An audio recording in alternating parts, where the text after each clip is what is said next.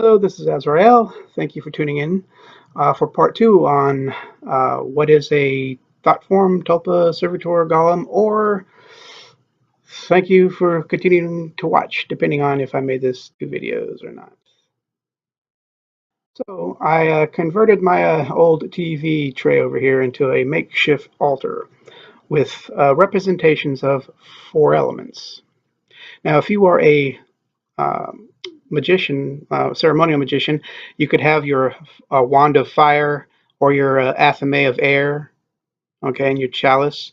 Um, I'm trying to do this video for the average, Wiccan or non-practitioner magic to kind of, get a hold of. Now here,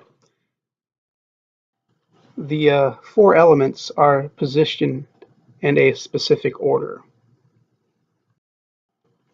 Okay, we have incense. Any kind of incense will do. Okay, the rising smoke is going to represent the element of air, and air is in the east. So you would be facing east with the element of air in the east. Again, if you are a ceremonial magician, you'd probably use a dagger, or a Wiccan, you can use a dagger to represent air. And then you're going to be moving clockwise. Okay, clockwise. We have in the south the element of fire. That'll be a candle that will be lit. Continuing clockwise, you'll have the west, which is, of course, water. Continuing clockwise, you have a little dish of salt, which represents earth. Then fold back around to air. Okay, so you're going to have the four elements on your altar of union, basically, the union of the four elements. You're going to have air, fire, water, earth, and then back to air, because you'll be working clockwise. Now, again, at this point in time, you're going to already have the name of the entity that you are trying to create, what it will look like, its purpose. Three things: name, what it looks like, and its purpose. Okay? Now, again, it don't have to look human. It could look like an animal. It could look like an animal human hybrid. Uh, and the vessel that you have for it, it could be anything from a jar. You could take a piece of clay and mold it. It could even be a picture, quite literally. And it don't necessarily have to look like it, but whatever you put in it, generally it's cool if it looks kind of similar for its purpose. So if you have, I'm going to create a big giant dog for protection, then you could probably put it in a stuffed animal that looks like a dog. Again, it doesn't have to. It could just reside. It could reside in a chicken nugget or an apple for freak's sakes. Okay, don't really matter. But it helps with your connection if it looks similar, sympathetic magic, like follows like. For me, in this ritual, I just picked up from the Dollar Tree because now I'm not really going to create an entity right now, but it's for demonstration. I've got a ninja. Now I know what you're thinking. Israel, ninjas are not cool. It's not the 1980s. Ninjas are cool. Don't argue.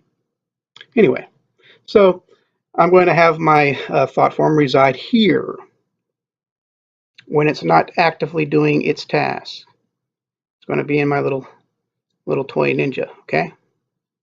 Now you are going to start off this ritual with a banishing. If you don't really have a tradition and don't know what basically that is, you probably should not be doing this right now. But a banishing is basically cleansing the area. I use the LBRP, mostly the Lesser Banishing Ritual of the Pentagram, which I'll probably go into that too. If not, there's tutorials online. You can literally walk around the house sprinkling holy water, okay?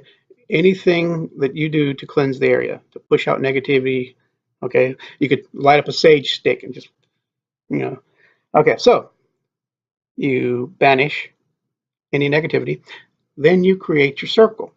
And that could be as simple as walking around in a giant circle clockwise with your athame or your incense, and you're just walking clockwise, visualizing a protective barrier around your little altar. Okay? So that's your first two steps.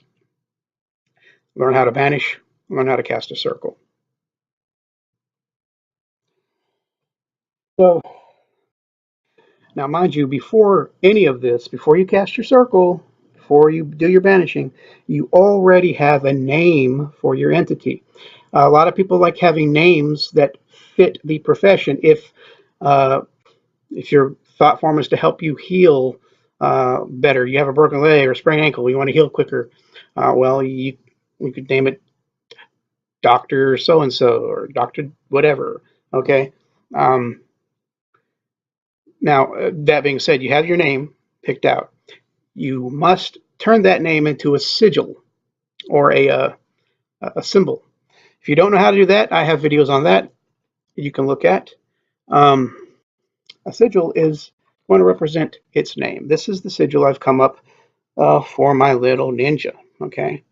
Now, you don't necessarily, when you're creating a private, now if you have a public, if like your coven creates a thought form, yeah, they all know their name, its name. But if you create a private one, keep the name secret.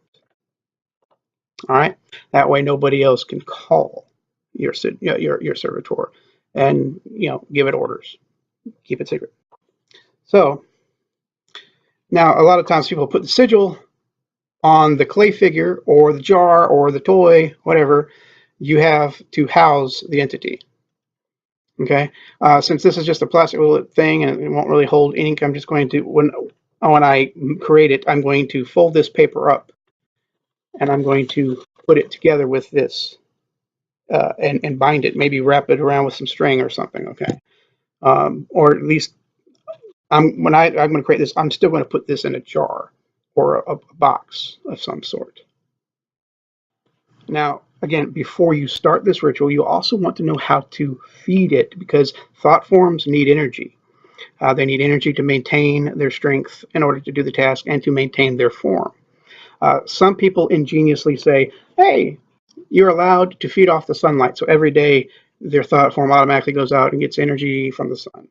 Um, I'm going to say that's a pretty good ingenious option, but you want to have a connection with this thought form. The more of a connection you, the creator, have with it, giving it energy, the stronger it will be. So I like giving it bowls of fruit, for example, and having it absorb as well as getting energy from the sun and getting multiple things. Just in case I'm at work and I just can't feed it, it has a second option. So again, before you do the ritual, name, looks, purpose, how it feeds itself, okay, and what you're going to house it in. So that's 5 things. 5 things. Okay, guys. Now, first thing you're going to do after you have the incense and the candles lit, you want to meditate on your sigil, holding the form in your hand. Okay? Visualize its intent and its purpose and what it looks like. Meditate on this sigil. This sigil is how you're going to call it, and how, on the day of its destruction, you're going to destroy it. Now, you do not have to use a god form to create this. Um, but if you feel more comfortable, like you have an extra ace up your sleeve to help give it some more punch, that's fine too. So obviously, I want you to adapt this to your own wording. Okay, so you're going to face the east, and you're going to say the entity's name that you're about to create. I'm going to name him Captain Crunch, the ninja. So anyway, you're going to say the name, and then you say your intent and purpose. You say, no, I'm not going to name him Captain Crunch. That's stupid. We're going to say Ninja Gaiden. Ninja Gaiden. Yeah, yeah, Ninja Gaiden. Ninja Gaiden. I create you to say the purpose. Protect my home, protect my person, and protect my loved ones. You may live for, say, the amount of time, 3 full moons. After the 3rd full moon, you shall be dissolved back to the universe. Right? You can, again, write it how you see fit. It's the uh, concentration and the intent that you're putting into it. So say what you want to say. I'm just giving you a rough example off the top of my head. If you want to sit down and write a poetic little passage, that's fine too. But anyways, you say, by my will, I create you.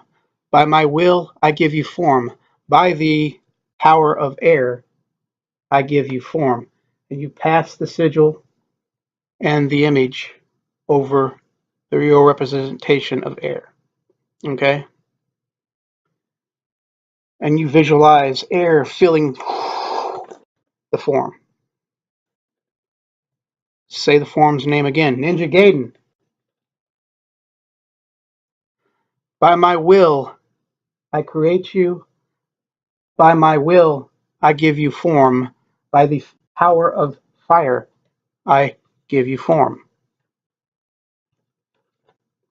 And you do each for each of the elements. State your, by my will, I give you form.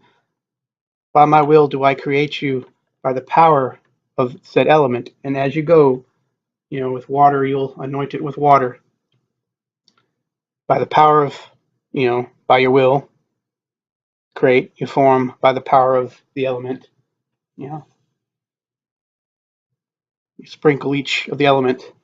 And then, coup de grace. You say Ninja Gaiden. You say your name of your Ninja Gaiden there. You say the name of your servitor, and then you say, by the power of the 4 elements, I have created you and I have given you form by my will and by, now if you're using deity, you would also say the name of, by my will I give you form, by my will I create you, by the will of Yud Hey Vav Hey El Shaddai, I give you form, by the power of these elements I give you form. Okay, but when you do all 4 and you go back to earth, I'll go back to air. When you go back to air, you say, by my will, say his name. I create thee. By the 4 elements, I have created you. Now receive the breath of life. That's when you take in a deep breath. Feel the energy that you have drummed up from the 4 elements. Visualize it, coming into your head, filling your lungs, and say, by the 4 elements I have created you, I now give you life. Receive the breath of life, and then blow all over. And in that instant, when you blow into it, picture it swelling up with energy. Swelling up with energy. Then you place the sigil and the representation onto the altar. And then you say its name again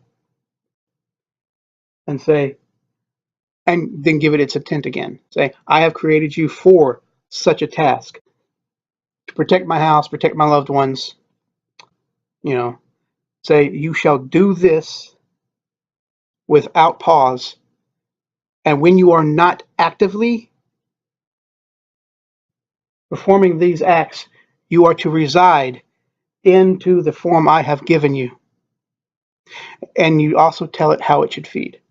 In this scenario, you shall feed on what I give you for subsistence, and when I cannot, you are allowed to feed from the sun. Some people even say earth. It's some people off of music. You play a certain song that gives off energy. There's a lot.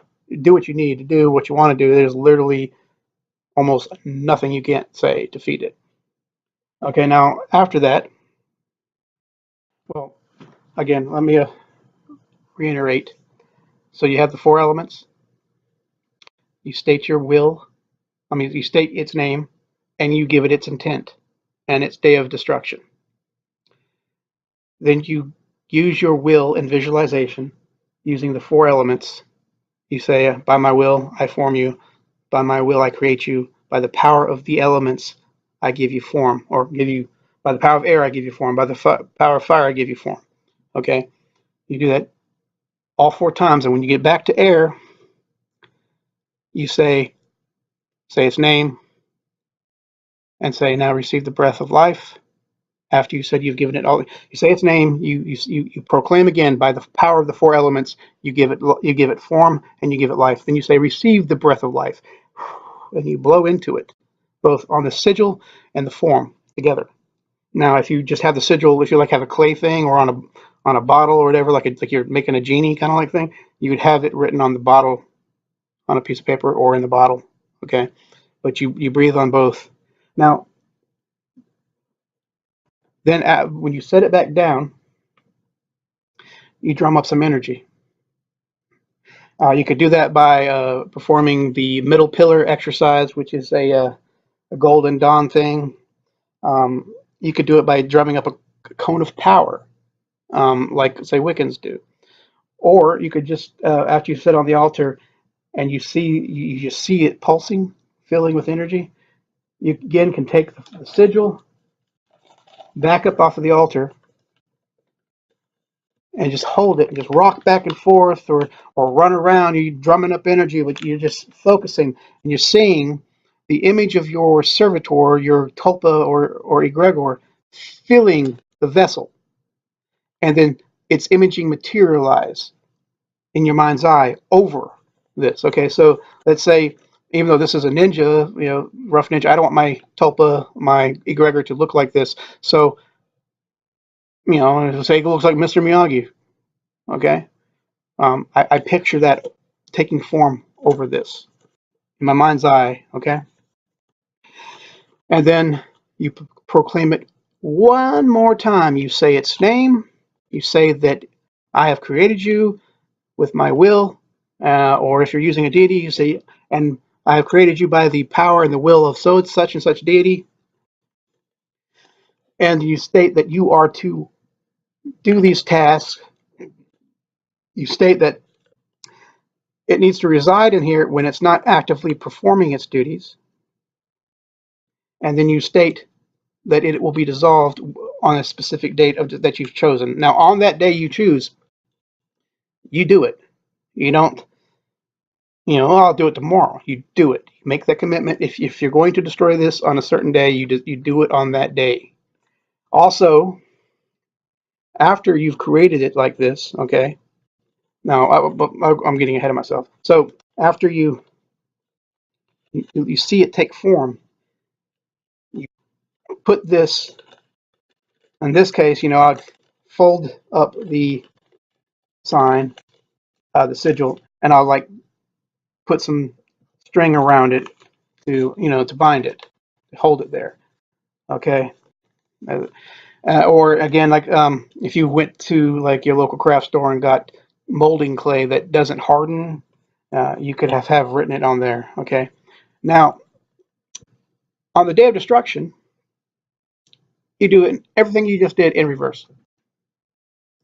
You say, Mr. Miyagi or Ninja Gaiden, or whatever you've called it for its purpose. You have fulfilled your duty or did not fulfill your duty, depending on the situation. And on this date, you have been commanded to be dissolved and returned back to the universe. And you literally start again. See that breath of air, you can make it look like light, leave its vessel. And then do it backwards. Say, Earth, by the power of Earth, I formed you. And by the power of Earth, I dissolve you. By the power of water, I have formed you. By the power of water, I dissolve you. And you go back around. And then you destroy the vessel and the sigil. Now, it's very important. If you wrote this down anywhere else, you just erase it. destroy it too. Okay, I burn mine, and I'll, he's made out of plastic, so I'll probably toss him in the fire, for example, to melt him. If it's a glass bottle, you could just shatter the glass bottle. You usually destroy the vessel. You don't have to always do that, especially if you have it stored in like, photograph or something that, for whatever reason, shark's tooth, a uh, whatever, chicken nugget, whatever you do, you usually destroy its entirety because, that helps get locked in that mind that this is now dissolved. Now, some pointers with this is that if you don't want to make the tulpa look like somebody you know personally, alive, that because every time you see them in the subconscious mind, it's going to trigger, and it could recreate your tulpa or your golem. You also probably don't want to use that name again for another tulpa. I mean, because you're going to be associating it with the first. So your goal is after you destroy it, you basically anything other than your own memories, you dissolve. So you can't accidentally recreate it, and then it gain energy and so forth. And believe it or not, it's really that simple. This little ritual right here. I mean, there are thousands of different ways to create these things. I have discovered that using magic works better because it drums up energy, and I don't feel like talking to Mr. Gaydon over here for several weeks to create a tulpa. So I created a servitor, and I can give it as much. You can give it as much personality as you want to during the creation process. And again, that's simple.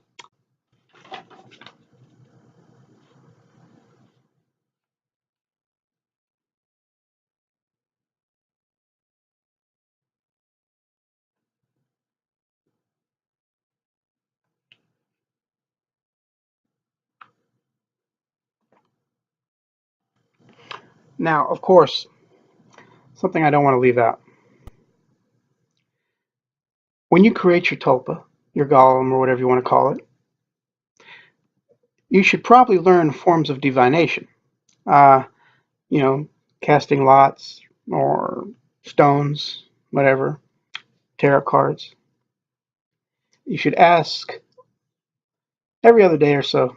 You need to talk to your tulpa, your golem, and you can use divination to find out the progress with yes and no answers, or use tarot cards to give you more in-depth answers.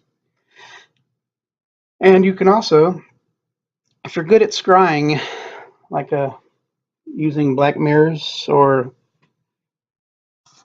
uh, crystal balls or whatever, you can actually summon your thought form to a visible site. Okay, into the black mirror or the crystal ball. And again, I have videos on that teach you basically how to do that in practice. You should practice doing that before you try to summon your tulpa to a visual site. Now, a little secret that kind of has something to do with these thought forms, but has a lot to do with summoning spirits. The secret to summoning a spirit to a physical site where you could physically see it, not in a black mirror or in a crystal ball, but literally see it as like he's your friends right there. He's sitting in like a reality.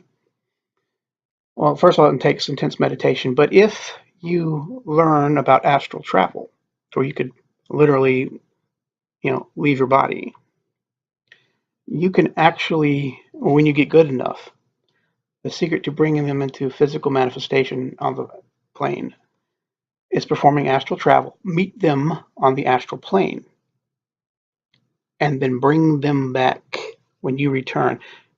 Literally, they follow you. Your connection to see something spiritual is your physical body.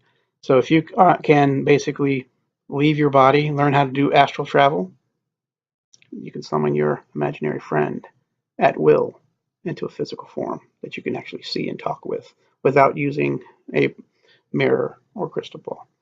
So that's another video, I guess. There's so much I I could talk about it. It all bleeds together. You know, one lesson learns to the next, learns to the next. And again, now this time, thank you for watching and take care.